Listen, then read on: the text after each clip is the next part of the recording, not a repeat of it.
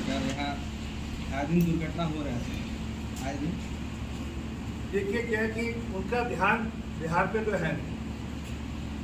हमारे कहावत है, उसको कहते हैं डांकी का थुल। पता नहीं आप समझेंगे नहीं समझेंगे, जो लोग समझ रहे थोड़ा मुस्कुराना शुरू कर देंगे। डांकी का कहते हैं ऊँटनी जब चलती है उसका थुल लटकता है, तो पीछे लोमड़ी चलती है, उसको लोमड़ी को लगता है कि अभी गिरेगा, मांस का टुकड़ा अभी गिरेगा, अभी गिरेगा, अभी गिरेगा। आपके मुख्यमंत्री जी को डांकी का थुल दिख रहा है, वो देश के प्रधानमंत्री बनना चाहते हैं और अपनी सरकार संभल नहीं रही। अपने यहाँ वो दुनिया भर के बाकी पार्टियों को इकट्ठा करने में लगे, अपने यहाँ प्रदेश की पार्टियां उनके साथ चल नहीं रही। तो ठीक है, अब वो डांकी का थोड़ा लगता रहेगा उनके लिए, वो पीछे चलते रहे उसके। तो सच ये है कि मैं दो एग्जाम्पल जो दिल्ली में हमको दिखता है, एक ये जो हाल में बड़ी दुर्घटना हुई, 1700 करोड़ रुपए का पुल ढह गया, और दूसरा एक आपके यहाँ आरजेडी के विधायक हैं, उनका नाम है निहालुद्दीन जी। उनका एक बयान आया, मैं अपेक्षा करता था कि नीतीश कुमार उस पर कुछ एक्शन करेंगे, रिएक्शन करेंगे। उसने कहा कि हमें, और मैं जब ये कहता हूँ तो मेरा किसी धर्म जाति का अर्थ नहीं है, उन्होंने कहा कि हमें, हमारे बच्चे, मुसलमान बच्चे अपनी आत्मरक्षा में बम बनाते तो क्या बुरा है,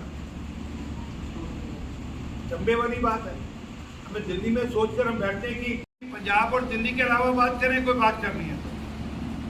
हमें पता लगता है कैसा समझौता होगा, कैसे वो कहते हैं 1 to 1 लड़ेंगे। केरल के अंदर क्या लेफ्ट पार्टी कांग्रेस के साथ समझौता करेगी? क्या ममता बनर्जी कांग्रेस और लेफ्ट के साथ समझौता करेगी? अभी हाल में सागर डीगी से कांग्रेस का विधायक जीता था, उसको ममता बनर्जी अपने साथ लेगी। हाल में कोई 3-4 महीने पुरानी बात है। तो क्या होगा, अखिलेश यादव क्या कांग्रेस को सीटें देंगे यूपी के अंदर? तो क्या है कि ये अलग अलग, और भगवंत मान जी का एक स्टेटमेंट है, वो ऑन वीडियो रिकॉर्ड है, मेरे ट्विटर पे जाकर आप देख सकते हैं। उनकी अगर भाषा मैं नहीं बोल सकता, वो ममता, समता, टरता ऐसी भाषा इस्तेमाल करते हो, उनका आदत है। वो कह रहे हैं सबके सब इकट्ठे होने से थोड़ा चुनाव जीता जाएगा।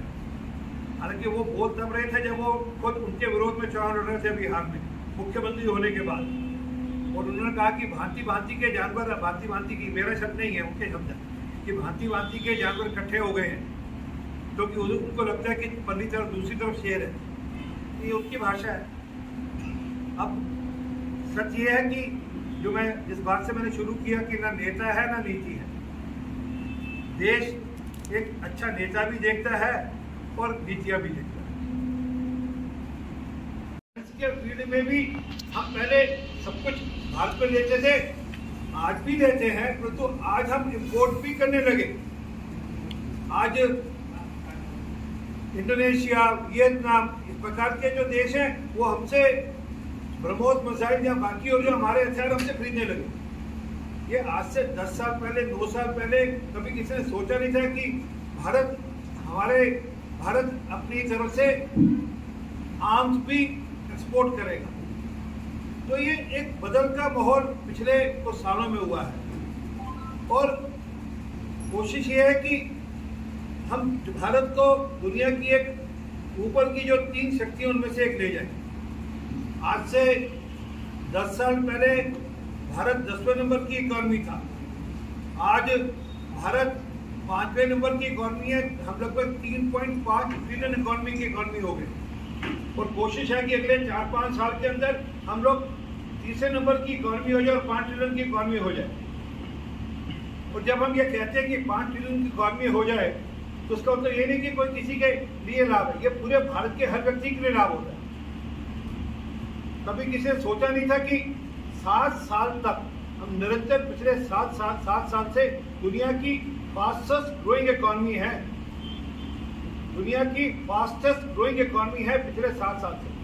और ये पिछले 7 साल से नहीं, पिछले 75 साल से हम पहली बार ऐसा हो रहा है कि भारत 7 साल लगातार निरंतर, 2 साल में नहीं परंतु पिछले 75 साल में भी निरंतर हम कोई भेदभाव वाला काम करते हैं। मैं एक डेटा और देख रहा था, ये जितनी स्कीम्स है इस पर लगभग 30% लाभार्थी मुसलमान बंधु हैं हमारे। इसका मतलब पॉपुलेशन तो कम है परंतु लाभार्थी है, तो मतलब कि उस स्कीम का जो बेनिफिट है वो ले रहे हैं, परंतु ये कभी किसी ने सोचा नहीं।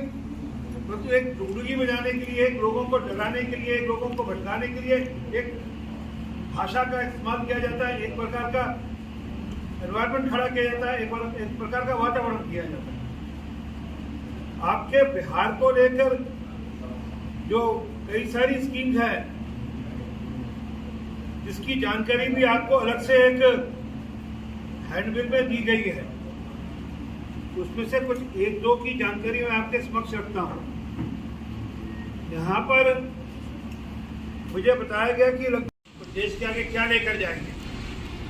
1700 करोड़ रुपए का ढहता हुआ पुल और हर घर में बम बनाने की फैक्ट्री, ये अगर आपका मॉडल और एजेंडा है तो देश समझेगा और देश उसके अनुसार फैसला करेगा।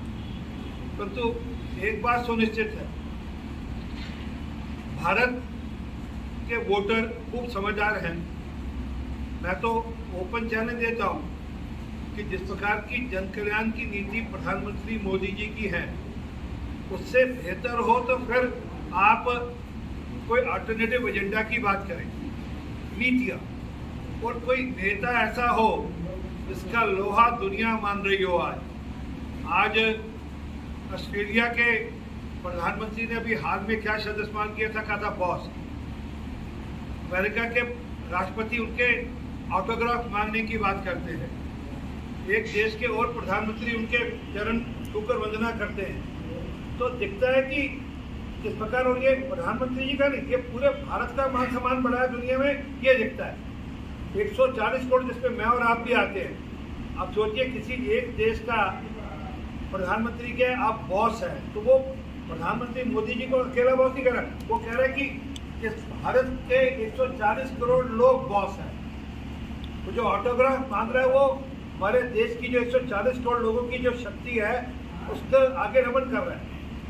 इस प्रकार का स्वागत अभी प्रधानमंत्री जी जा रहे हैं विदेश में, इस प्रकार का स्वागत उनका वहाँ पे हो रहा है, या जो होने जा रहा है वो अनूठा होने जा रहा है। वो पिछले कई सालों में कभी किसी राष्ट्राध्यक्ष का नहीं हुआ अमेरिका के। तो देखता है कि किस प्रकार बदल हो रहा है, और भारत की जो पैंट है और भारत का जो आकलन है दुनिया की नज़र में, वो कैसे बदल रहा है वो देख रहा है। हमारे यहाँ के कुछ लोग हैं जो विदेश जाकर कहते हैं कि